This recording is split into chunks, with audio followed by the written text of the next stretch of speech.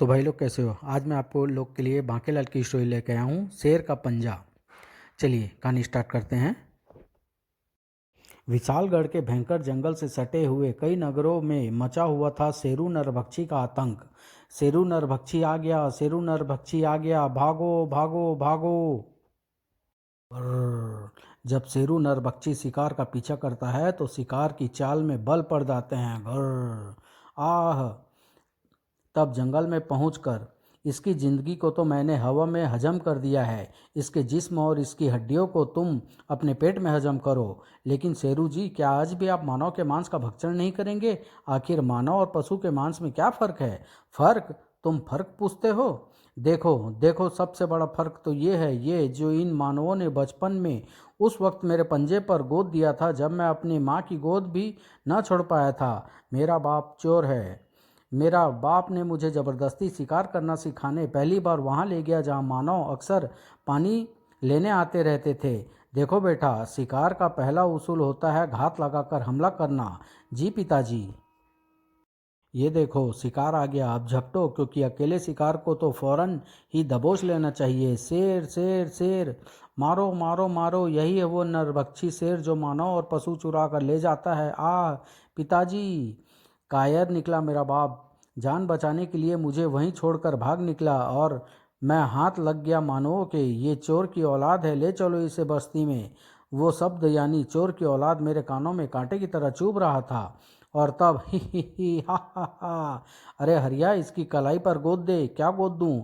यही कि मेरा बाप चोर है। और तब से आज तक, हाँ आज तक मेरी कलाई पर कूदे ये शब्द सांप बनकर मुझे डसते रहते हैं। मेरा कायर बाप मान छोड़कर कहीं भाग गया, आज तक उसका कहीं पता नहीं है। मैं और मेरा छोटा भाई गुर्र जीते जी अनाथ हो गए। मेरी तपेदिक की मरीज माँ हम दोनों को लेकर इस जंगल में आ गई जहाँ उसने चूहे मार मार कर हमारा पेट पाला। पेट भरने के लिए दूसरे शेरों की मांदे खोदते खोदते उसके पंजे में छाले पड़ गए, पर हमें शर्म न आई क्योंकि हमें घर बैठे शिकार मिल जाता था।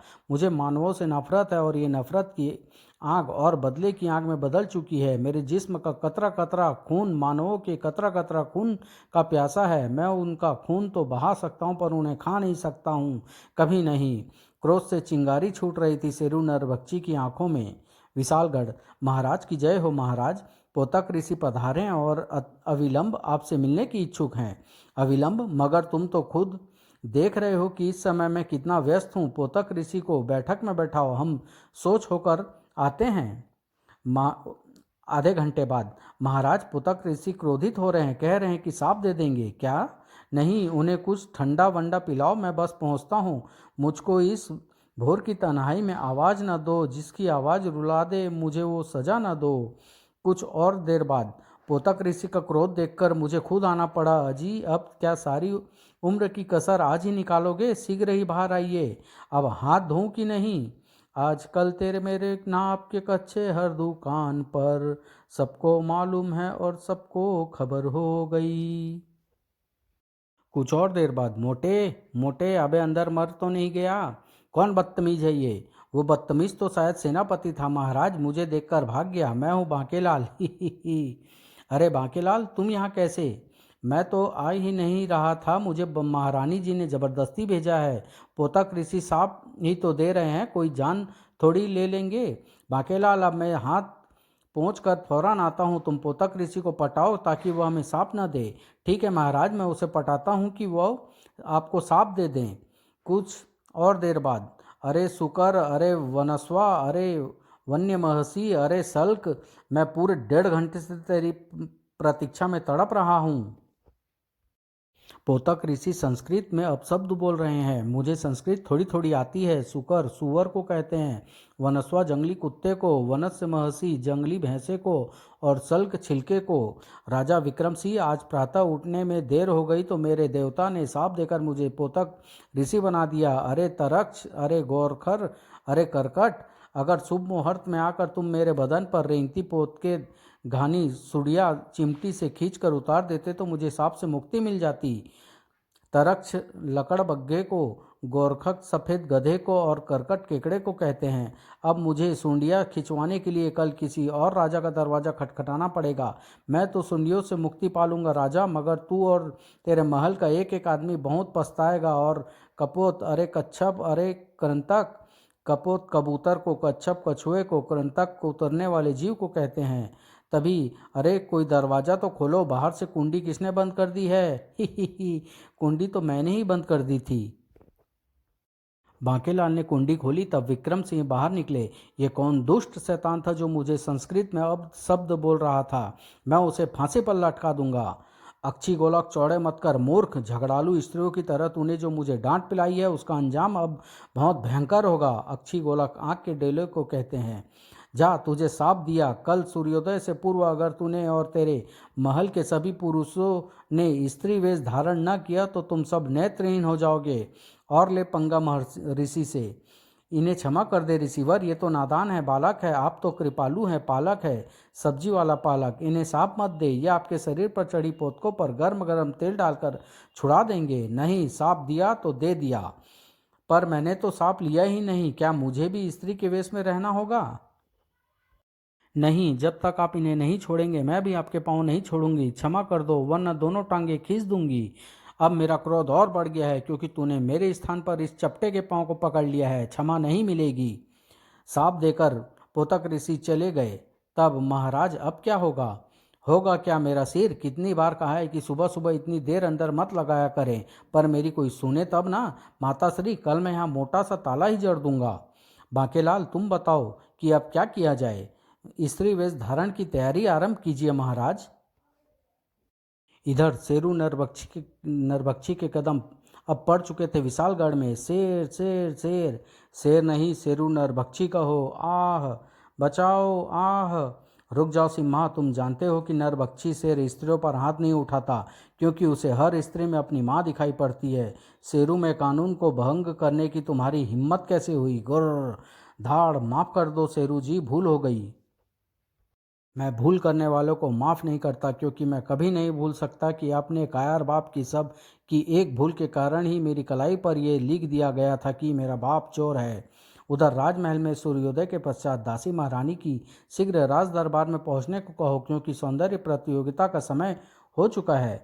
प्रिय, हम तो राज दरबार में ही जा रहे थे। अरे महाराज, आप ही आप तो खोजा को भी मात कर रहे हैं। चलिए राज दरबार में चलिए, वहीं निकलेगा आपका जुलूस। मेरा मतलब वहीं होगा राज दरबार की कार्यवाही, यानी सौंदर्य प्रतियोगिता का आयोजन। महाराज, ये कुमारी विशालगढ़ प्रतियोगिता थी या खोज विशालगढ़ प्रतियोगिता हूँ? चलो सखियो। अरे ठहरो, सुनो, हम प्रतियोगिता दोबारा कराएंगे। हाँ हाँ, चलो। तभी, महाराज की जय हो, ऋषि दुष्टनाथ पधारे हैं। उन्हें कह दो कि मैं घर पर नहीं हूँ। ये क्या गजब कर रहे हो महाराज? सारी उम्र स्त्री ही बने रहने का विचार है क्या? न न नहीं, पर बांकेलाल, तुम भी मेरे साथ चलो। आपकी आज्ञा भला मैं कैसे टाल सकता हूँ महाराज? हमें भी चलना पड़ेगा शीघ्र ही। प्रणाम ऋषिवर, आज्ञा कीजिए। अपमान, घोर अपमान, वो तो अभी हमने किया ही नहीं। महाब्रह्मचारी ऋषि दुष्टनाथ का स्वागत करने के लिए राजा ने स्त्रियों को भेज दिया। उस अपमान के लिए मैं राजा को साप देता हूँ कि ठहरिए ऋषि जी, रुक जाइए, अपनी जुबान को लगाम दीजिए, साप मत दीजिए, क्योंकि स्त्री वेश में मैं ही हूँ। राजा विक्रम सिंह, देखिए मेरी मूछ तो आप पहचान ही लेंगे, और मैं हूँ बांकेलाल, मेरी मूछे तो बच्चा बच्चा पहचानता है। तब विक्रम सिंह के कहने पर बांकेलाल ने कह सुनाई आप बीती। और ऋषि जी, इसीलिए महाराज आपसे भी नहीं मिलना चाह रहे थे। ये तो आपके साप का डर था कि मेरे लाख समझाने पर आपके सम्मुख उपस्थित हुए हैं। ओह, तो ये माजरा है। राजन, ध्यान से सुनो। पोतक ऋषि के हिसाब से छुटकारा पाने के लिए आपको इसी पूर्णमासी की रात, यानी कल, एक यज्ञ करना पड़ेगा, जिसमें डालनी होगी एक ऐसे शेर के पंजे की आहुति जिसकी कलाई पर लिखा हो, मेरा बाप चोर है। पर ऐसा शेर हमें कहाँ मिलेगा? जंगल में, और कहाँ। मैं यही कहने तो आया था, मगर एक बात का ध्यान रहे, यज्ञ की अग्नि बुझने से पूर्व शेर के पंजे की आहुति दे दी जानी चाहिए, अन्यथा सब पर से पोतक ऋषि का साप उतर जाएगा। मगर यज्ञ कुंड की अग्नि बुझते ही तुम्हारी मृत्यु निश्चित है राजन। वाह, ये तो खुशखबरी है। क्या मतलब बांकेलाल? मेरा मतलब है महाराज कि वो वाला शेर का पंजा तो सेनापति ढूंढ ही निकाल लेगा और फिर हम सबको पोतक ऋषि के हिसाब से छुटकारा मिल जाएगा। ही ही ही।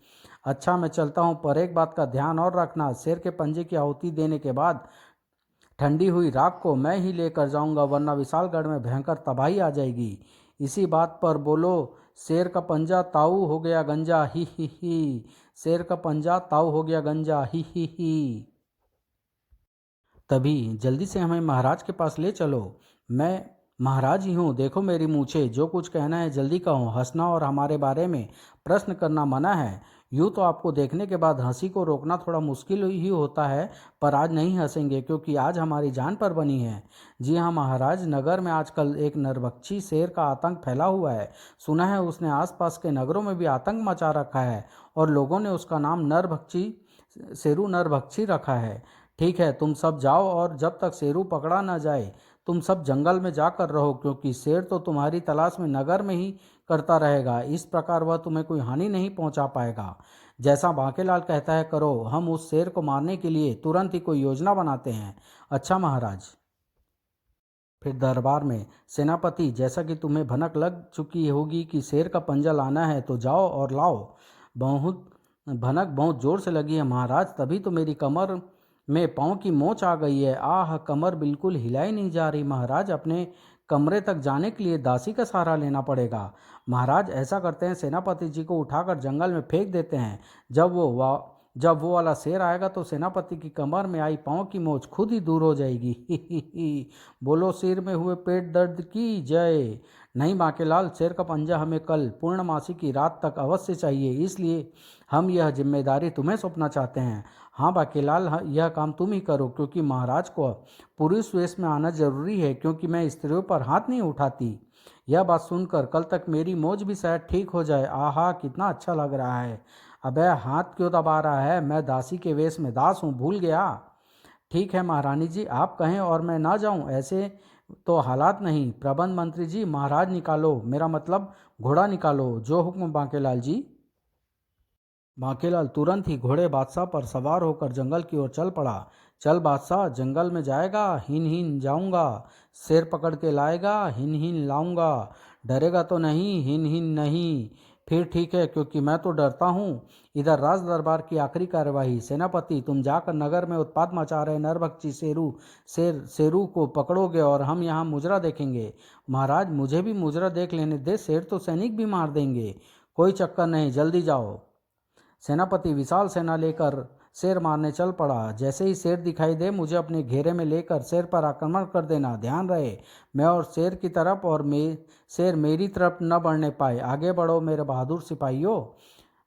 वन में जारी थी सिंह सभा। सिंहनी, तुम्हारा बड़ा बेटा शेरू सिंह कानून का सरेआम भंग कर रहा है। जंगल के सभी शेर जानते हैं कि नगर में जाकर मानवों का शिकार करना सिंह कानून में अपराध है, क्योंकि फिर उस नरभक्षी की खोज में जब मानव निकलते हैं तो जंगल में भी विचरते कई निर्दोष शेर उनके बेरहम हाथों से मर जाते हैं। हमने शेरू को उसके अपराध के लिए मृत्यु दंड घोषित किया है और माँ, उन्होंने मुझे ही बड़े भैया को पकड़ने की जिम्मेदारी सौंप दी है, क्योंकि मैं कानून का रखवाला हूँ।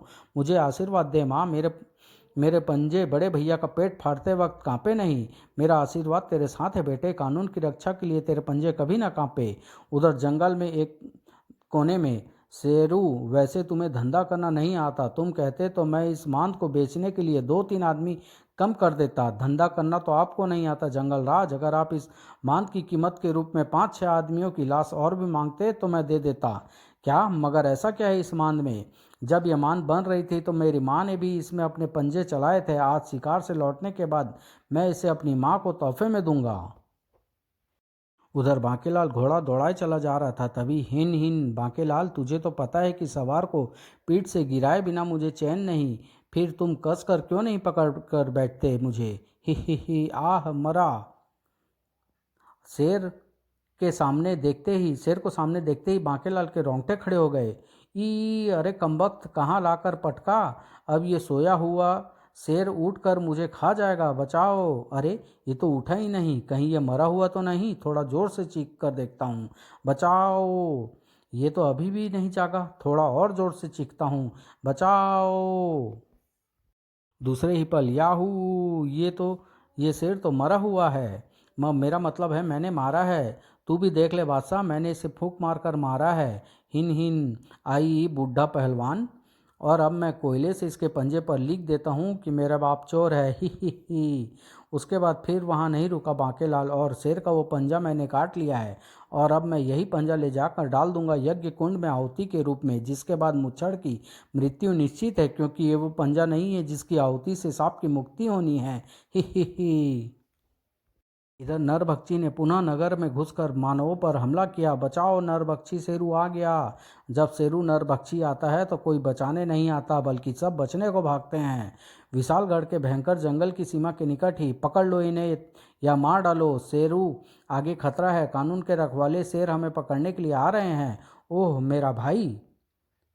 पलक झपकते ही शेरू के सभी साथी शेरू गुर्ग के सिपाही शेरों द्वारा पकड़े या मारे डाले गए, लेकिन शेरू नरभक्षी भाग निकला। तब रुक जाओ भाई, अपने आप को कानून के हवाले कर दो और चलकर उस फरमान पर हस्ताक्षर कर दो जिसमें लिखा है कि तुम अपने सारे गुनाह कबूल करते हो। नहीं छोटे, जाओ पहले उस आदमी के हस्ताक्षर लेकर आओ जिसने मेरे हाथ पर लिखा था कि मेरा बाप चोर है। तो तुम नहीं मानोगे, मैं कानून के पंजे और अपने उसूलों के कारण तुम्हें मारने पर विवश हूँ। उफ, तुम्हारा कानून, तुम्हारे उसूल, जिसने 2 वक्त की बोटी भी नहीं जुटाई जा सकती। किस कानून के तुम्हारे उसूल, तुम्हारे आदर्श। शेर छुटकर भाग निकला। घायल शेरू नरभक्षी खंडहर बन चुके उस मंदिर में छुपने को घुस गया। ओह सिंहदेव, बहुत खुश होगा तू आज मुझे इस हालत में देखकर। मरवा दिया ना भाई के पंजों, भाई को पे गई ना कलेजे में ठंड। आह, मैंने सारी जिंदगी तेरी सूरत नहीं देखी, पर वो मेरी माँ जो सारी उम्र चूहे खाकर गुजारा करती रही, पर तुझे बोटियाँ चढ़ाती रही। अगर तेरे में दम है तो उस माँ को मुझसे मिलवा दे, क्योंकि मैंने उसे वचन दिया था कि उसकी गोद में दम तोड़ूंगा। तभी शेरू, मेरे बच्चे, माँ तू आ गई। माँ मुझे अपनी गोद में ले ले माँ, वरना मैं पहले ही मर जाऊंगा। तभी मारो मारो, ये शेर यहाँ मौजूद है। मैं घोड़े को बांध कर आता हूँ, मगर शेर जाने ना पाए। उधर बांकेलाल ने यज्ञ कुंड की बुझती बुझती अग्नि में लाकर डाल दिया शेर का पंजा। मुच्छड़ का राम नाम सत है। आहा, मुझे पता था बांकेलाल ठीक समय पर वह पंजा ले आएगा। बोलो बांकेलाल की जय। फिर जैसे ही आंख ठंडी हुई वहां आ पहुंचे ऋषि दुष्टनाथ। ही। अब मैं इस राख को अपने शरीर पर मल कर हो जाऊंगा वज्र का, यानी कोई मुझे किसी शस्त्रास्त्र से नहीं मार पाएगा। इसलिए मैंने पहले पोतक ऋषि बनकर साप देने का नाटक किया था, क्योंकि मैं अब ऋषि दुष्टनाथ के वेश में हूँ। राक्षस केदा, मुझे उसी शेर के पंजे की राख पर अपने शरीर पर मलनी थी जो अच्छे नक्षत्रों में पैदा हुआ हो, और राख उस यज्ञ से प्राप्त हुई हो जो राजा के हाथों हुआ हो।